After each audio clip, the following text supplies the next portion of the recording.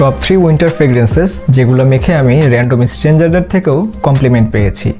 পরিচিত সবার থেকে তো কমপ্লিমেন্ট পাওয়া যায়, কিন্তু র্যান্ডম একজন অপরিচিত মানুষ থেকে কমপ্লিমেন্ট পাওয়া এটা খুবই রেয়ার একটা বিষয়।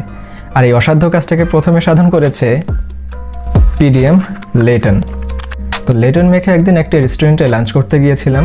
তো সেখানে বিল দেওয়ার সময় ক্যাশিয়ার আমাকে বলেছিল, স্যার আপনি কোন পারফিউমটা মেখেছেন, আপনার থেকে খুবই সুন্দর একটা স্মেল আসছে। এই লিস্টের দ্বিতীয় পারফিউম অয়েলটি হলো 1861 নাক্সোস।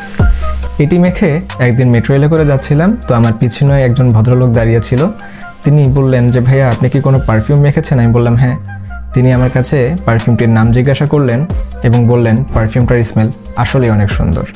আজকের এই লিস্টের সবথেকে এক্সপেন্সিভ এবং লাক্সারিয়াস স্মেলের পারফিউম অয়েলটি হলো ব্ল্যাক অর্কিড। ট্রাস্ট মি ভাই, এটা খুবই কমপ্লিমেন্ট ম্যাগনেট একটি পারফিউম অয়েল। এটি মেখে আমি ভার্সিটিতে পরীক্ষা দিতে গিয়েছিলাম, তো আমাকে অন্য ডিপার্টমেন্টের কিছু ভাই কমপ্লিমেন্ট দিয়েছে।